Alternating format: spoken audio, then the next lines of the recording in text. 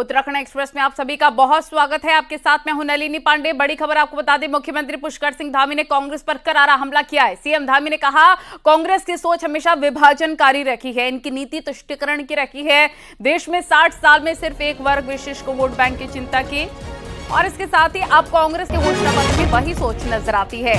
CM Dhami ने कहा कि पूर्व पीएम मनमोहन सिंह ने भी अपनी इसी सोच को अपने एक भाषण में कहा था कि आर्थिक संसाधनों पर पहला अधिकार एक वर्ग विशेष का होगा। इससे सिर्फ कांग्रेस का विकास और बाकी सबका विनाश होगा।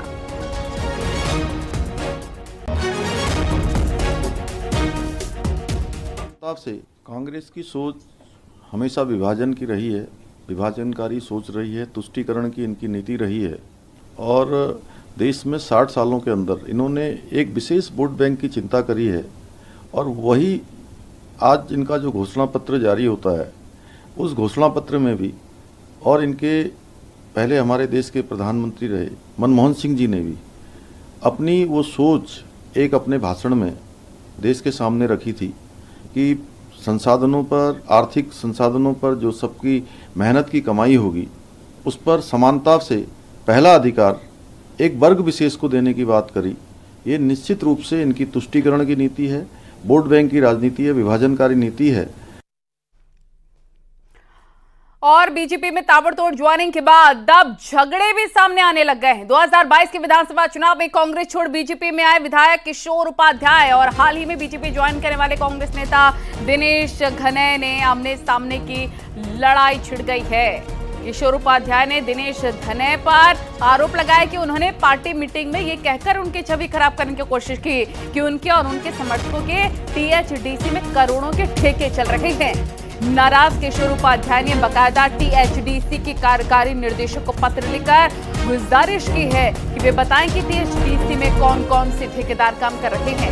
इससे पहले लोहाघाट में कांग्रेस विधायक कुशाल सिंह अधिकारी के भतीजे आनंद अधिकारी ने बीजेपी ज्वाइन की थी तो पार्टी के पूर्व विधायक पूरन फरत्याल ने पार्टी पर गंभीर आरोप तक लगाए थे। जबकि चमोली में राजेंद्र भंडारी का विरोध हुआ, वहीं पौड़ी में दिलीप रावत की तरफ से अनुग्रति रावत का भी विरोध हो रहा है।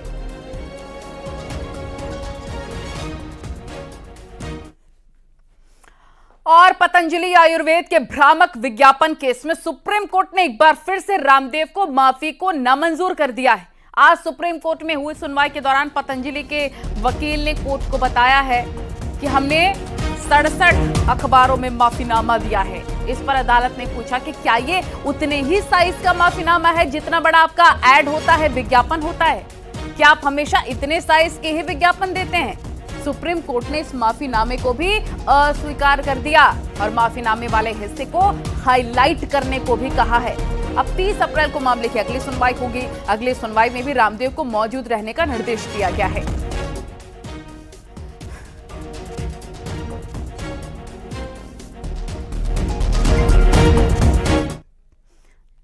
और देहरादून के सुद्धोवाला जेल से खबर है, यहां पर एक कैदी की संदिग्ध हालत में मौत हो गई। कैदी को नशा तस्करी के आरोप में गिरफ्तार किया गया था। कैदी की हार्ट अटैक से मौत होने की आशंका जाहिर की जा रही है। कैदी प्रतिबंधित कैप्सूल और गोलियों के साथ अरेस्ट हुआ था। अब फिलहाल पोस्टमार्टम रिपोर्ट का इंतजार किया जा रहा है।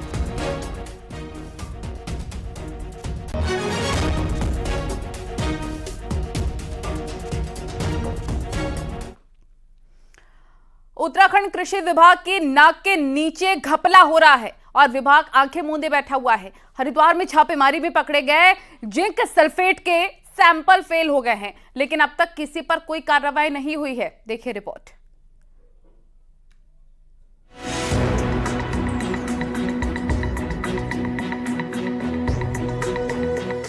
खेती अच्छी हो, इसके लिए किसान फर्टिलाइजर का इस्तेमाल करता है, लेकिन फर्टिलाइजर ही फर्जी हो तो बेचारा किसान क्या करे। रुद्रपुर की सरकारी लैब की रिपोर्ट ने हरिद्वार में फर्जीवाड़े की पोल खोल दी। 16 मार्च को कृषि सचिव विनोद सुमन के आदेश पर अलग अलग जगह से फर्टिलाइजर के सैंपल लिए गए और 27 मार्च को सरकारी लैब ने मुहर लगाकर कह दिया कि सैंपल खराब है। मतलब ये कि जिंक सल्फेट में जिंक ही नहीं है और अगर छापेमारी न हुई होती तो किसान के साथ बड़ा फर्जीवाड़ा हो जाता। उनके क्रम में जो है सैंपलिंग कराई गई। सैंपलिंग की टेस्टिंग रिपोर्ट के लिए उसको वेद लैब के लिए भेजा गया। वर्तमान में कुछ दिन पूर्व एक ज्ञात हुआ है कि एक सैंपल हमारा जो है जिंक का फेल है, जो कि विभागीय क्रय प्रक्रिया में है। जिस स्टोर से सैंपल लिया गया था वहाँ पर स्टॉप सेल नोटिस जारी किया गया है और संबंधित जो फर्म है उसको नोटिस जारी किया गया है। हरिद्वार के मुख्य कृषि अधिकारी खुद मानते हैं कि शासन के कहने पर एक्शन हुआ, तो सवाल है कि कृषि विभाग के अफसर आखिर किस काम के। इसी हरिद्वार जिले में 2 साल पहले फर्जी सैंपल के बाद 40 करोड़ रुपए का जिंक सल्फेट खरीदा गया और घपले की फाइल गायब है। तो क्या इस बार भी कुछ ऐसा करने की तैयारी थी? कृषि विभाग के पास हर सवाल का एक ही जवाब है कि कार्रवाई होगी। वहीं इस हाल पर हरिद्वार के कांग्रेस विधायक भी हैरान हैं। बिल्कुल इसमें वैधानिक कार्रवाई अमल में लाई जाएगी। अभी क्योंकि रीटेस्टिंग में गया है, जो फर्टिलाइजर कंट्रोल ऑर्डर की जो प्रक्रिया है उसके तहत इसका पालन किया जा रहा है। रीटेस्टिंग में अगर सैंपल पुनः फेल होता है तो संबंधित फर्म के विरुद्ध वैधानिक कार्रवाई अमल में लाई जाएगी। 40 करोड़ का घोटाला 2 साल पहले हो चुका है जिंक सल्फेट के नाम पर, और अब फिर जनपद में ये घोटाला सामने आया है। और ये तो खाली हरिद्वार में हो सकता है, उधम सिंह नगर और पूरे उत्तराखंड में जिंक सल्फेट के नाम पर, इस हमारी मिट्टी के नाम पर तो ये धोखाधड़ी हमसे की जा रही है, किसानों से की जा रही है। किसानों के नाम पर काम करने वाला कृषि विभाग काम को लेकर कितना गंभीर है, ये बात हरिद्वार में फर्जी जिंक सल्फेट की रिपोर्ट ने साफ कर दी है। हरिद्वार से पुलकित शुक्ला के साथ दीपांकर भट्ट, न्यूज़ 18 देहरादून।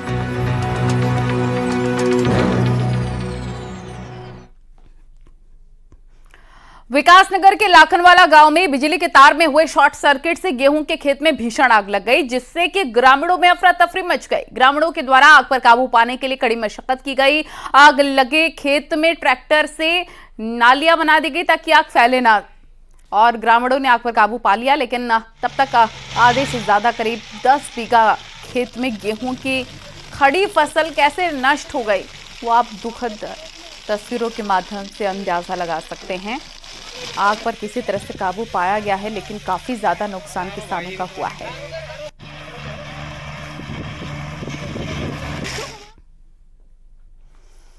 और पिथौरागढ़ मुख्यालय से सटे जंगलों में धधकी आग रुकने का नाम नहीं ले रही है। कई जंगलों की आग अब धीरे धीरे लोगों के घरों तक पहुंच रही है। हफ्ते भर से जिले के कई इलाकों में जंगल में आग लगी हुई है। आग से अभी तक 50 हेक्टेयर से अधिक जंगल खाक हो गए हैं। लगातार धधक रही आग के कारण धुंध भी गहरा रही है। कई इलाकों में तो खुद ग्रामीण ही आग बुझाने में जुटे हुए हैं।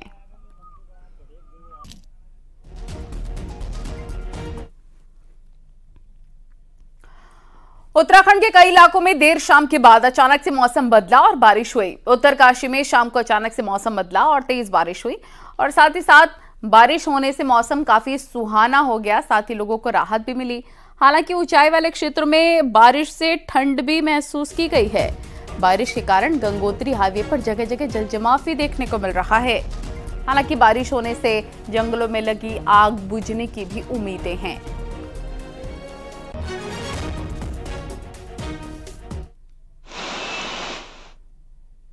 बागेश्वर में भी शाम से अचानक मौसम खराब हो गया। तेज आंधी से के साथ ही बारिश भी हुई है, जिससे उमस भरी गर्मी से निजात में मिली है। पहाड़ों में हर दिन मौसम बदल रहा है। बागेश्वर में भी जंगलों में आग लगी हुई है और लिहाजा आग बुझाने के लिए बारिश राहत लेकर आई है।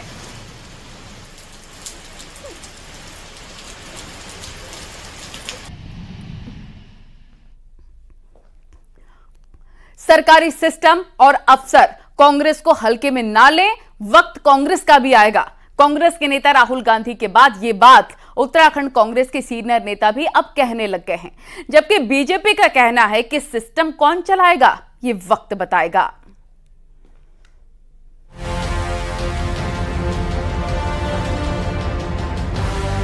उत्तराखंड में लोकसभा चुनाव निपट चुका, लेकिन सियासत जारी है।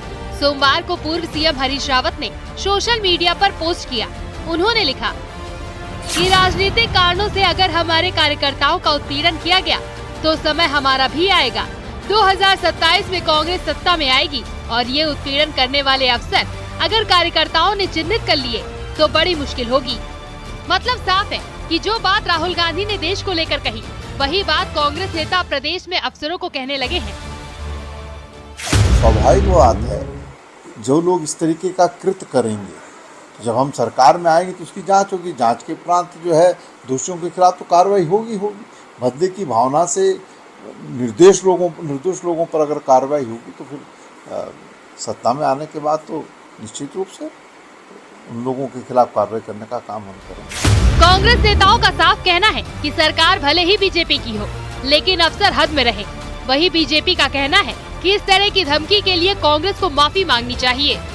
फिर ये पूरे सिस्टम को धमकाने का एक गुंडागर्दी का प्रदर्शन है, जिसके लिए कांग्रेस पार्टी को पूरे देश के सामने माफी मांगनी चाहिए कि उनके एक पूर्व मुख्यमंत्री, उत्तराखंड का वरिष्ठतम नेता इस तरीके की धमकियां दे रहा है, सरकारी तंत्र को धमकाने का काम कर रहे हैं। 2027 का विधानसभा चुनाव अभी 3 साल दूर है और कांग्रेस नेताओं ने अभी से अफसरों को समझाना शुरू कर दिया है कि कार्यकर्ताओं को परेशान करने की कीमत भविष्य में चुकानी होगी। न्यूज़ 18 के लिए देहरादून से दीपांकर भट्ट की रिपोर्ट।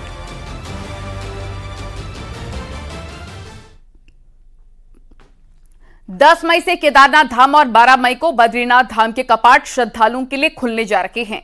बीते साल इन दोनों धामों में वीआईपी दर्शन के लिए बद्री केदार मंदिर समिति ने एक व्यवस्था शुरू की थी और हर वीआईपी से 300 रुपए का शुल्क तय किया था, जिससे बीते साल समिति की कमाई करीब 1.5 करोड़ रुपए हुई थी।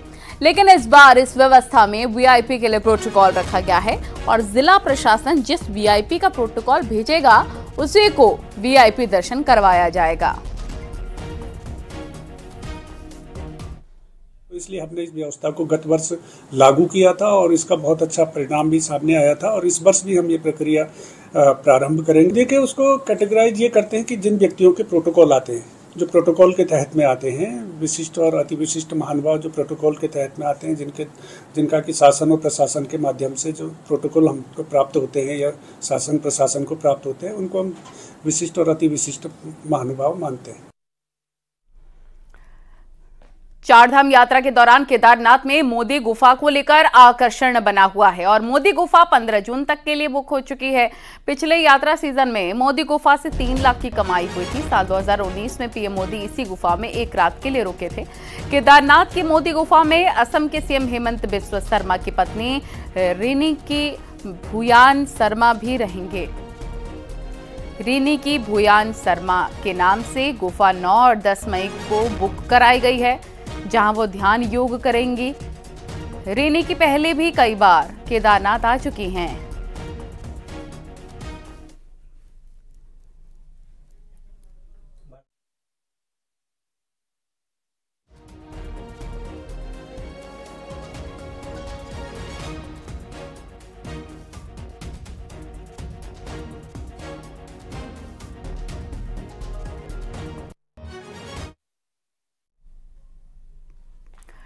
चारधाम यात्रा को लेकर लोगों में काफी उत्साह नजर आ रहा है। अभी यात्रा के लिए 13 लाख से ज्यादा रजिस्ट्रेशन श्रद्धालु करा चुके हैं।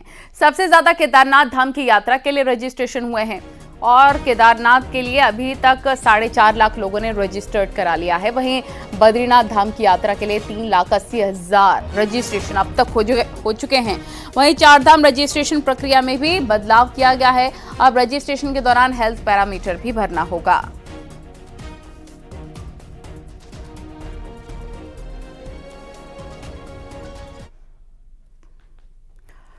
प्रधानमंत्री नरेंद्र मोदी के ऐलान के बाद उत्तराखंड को वेडिंग डेस्टिनेशन के तौर पर बड़ी पहचान मिली है और लगातार लोग यहां पर आ रहे हैं।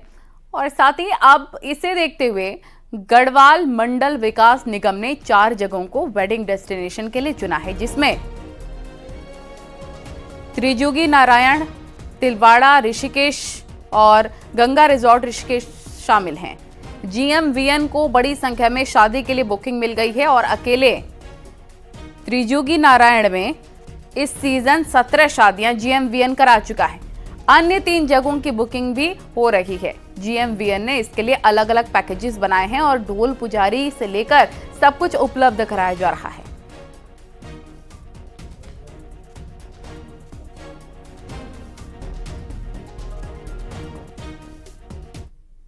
शादी वही हुई थी तो हम उसी पे कर रहे हैं कि वही कोशिश हुई कि हम उसको प्रकृति में छेड़छाड़ न करके हम जो उनके पुराने रीति रिवाज है उसी में ढोलक है वो है जो उनके लोकल हुआ है। हम कोशिश कर रहे हैं कि जैसे हम दाल भात पहले हमारे उसमें चलते थे कि बैठ के पंगत में बैठ के वो भी कोशिश कर रहे हैं।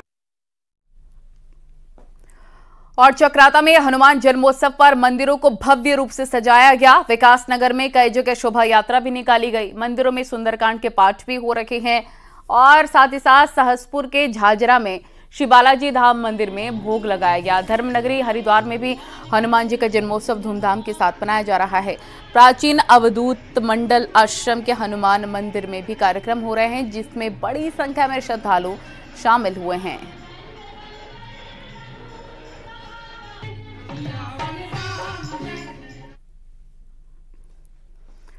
उत्तरकाशी में आज मणिकर्णिका घाट और विश्वनाथ मंदिर में देवडोलियों का तांता लगा रहा, जिसके चलते आस्था का सैलाब उमड़ा। उत्तरकाशी के रामलीला मैदान में 23 अप्रैल और 29 अप्रैल तक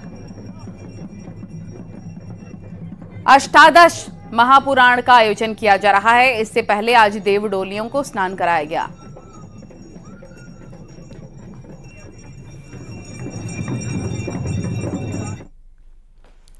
और अब आपको दिखाते हैं पहाड़ टॉप 10 न्यूज। पिथौरागढ़ के बेरी नाग में एक स्कूली बस पलटने से 2 छात्र घायल हो गए हैं, जिन्हें सामुदायिक स्वास्थ्य केंद्र में भर्ती करवाया गया। नैनीताल में कल प्रशासन पर्यटन सीजन को लेकर बैठक करेगा। सभी स्टॉक होल्डरों के साथ मीटिंग की जाएगी। चक्राता की सीलीखड़ मोटर मार्ग का निर्माण कार्य चल रहा है, लेकिन ग्रामीणों ने मानकों के अनुरूप काम नहीं होने का आरोप लगाया। रुड़की में निजी कार्यक्रम में पहुंचे रमेश पोखरियाल निशंक ने मतदान प्रतिशत कम होने पर कहा, उत्तराखंड की सभी 5 सीटों पर बीजेपी जीत हासिल करेगी। बीजेपी प्रदेश प्रवक्ता सुरेश जोशी ने लोकसभा चुनाव में हिस्सेदारी के लिए मतदाताओं का आभार व्यक्त किया और कहा, इससे लोकतंत्र को मजबूती मिलेगी। रुद्रप्रयाग के डीएम ने केदारनाथ धाम से गौरीकुंड तक यात्रा मार्ग का पैदल निरीक्षण किया। साथ ही यात्रा से पहले सभी व्यवस्थाओं को दुरुस्त करने के निर्देश दिए। श्रीनगर के बेस अस्पताल श्रीकोट में अस्पताल प्रशासन की लापरवाही आई सामने। यहां सिर्फ एक रेडियोलॉजिस्ट है, जिसके छुट्टी पर मरीजों को अल्ट्रासाउंड कराने में दिक्कत हो रही है। पहाड़ों के लिए दुर्लभ माने जाने वाला पक्षी मोर बागेश्वर के काफली गैर के कराला गांव में दिखाई दिया है। गांव में मोर दिखने से लोगों में हैरानी है। हनुमान जयंती को लेकर रुड़की में हनुमान मंदिर में सुबह से ही भक्तों का तांता, वहीं कई जगह यज्ञ हवन का भी आयोजन किया गया। अल्मोड़ा के हनुमान मंदिरों में सुबह से ही पूजा अर्चना का दौर जारी। कई मंदिरों में सुंदरकांड के पाठ के साथ भंडारे का भी आयोजन। आने वाले 2 से 3 महीने के भीतर उत्तराखंड में एक और बड़े चुनावी मेले की तैयारी है, जिसके लिए अभी से ही लॉबिंग का दौर भी शुरू हो गया है। देखिए रिपोर्ट। लोकसभा चुनाव के प्रत्याशियों का भाग्य ईवीएम में बंद होते ही देवभूमि उत्तराखंड में नगर निकाय चुनाव की उल्टी गिनती शुरू हो चुकी है। प्रदेश के 9 नगर निगम, 41 नगर पालिका और 45 नगर पंचायतों में जून से जुलाई के बीच चुनाव हो सकते हैं और राजनीतिक दल इसकी तैयारी में जुट गए हैं। कांग्रेस का ढांचा देखिए, जमीनी तौर पे आपने चुनाव में ही देख लिया होगा, पूरी तरीके से तैयार है और कांग्रेस के कार्यकर्ता लड़ाने को तैयार है। हमारे जो पार्षद के जो प्रत्याशी हैं जो कांग्रेस पार्टी से जुड़े हैं, उनसे भी गहन विचार और विमर्श लगातार चल रहा है। अब देखिए कब उसकी तारीख आती है, क्या आरक्षण आता है। बीजेपी में तो एक कदम आगे नेताओं की दावेदारी का भी दौर शुरू हो चुका है। विशेषकर महिला और ओबीसी वर्ग के नेता अपना भाग्य टटोलने में जुटे हैं। सवाल है, जाहिर सी बात है कि पार्टी में आने के बाद जिज्ञासाएं तो होती हैं और अगर पार्टी हमें मौका देगी, क्यों नहीं, जरूर मैं दावेदारी करूंगी। जाहिर है लोकसभा के तुरंत बाद होने वाले ये प्रदेश का पहला चुनाव होगा। साथ ही पहली बार ओबीसी रिजर्वेशन की छाया भी इसमें दिखेगी। कुल मिलाकर नगर निकायों के मुखिया के 30 पद ओबीसी कोटे में जाने को तैयार है।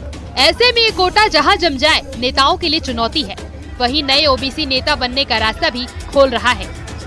हल्द्वानी से न्यूज 18 के लिए शैलेंद्र नेगी की रिपोर्ट। और यहाँ रुकना होगा एक छोटे से ब्रेक के लिए। खबरों का सिलसिला लगातार जारी है।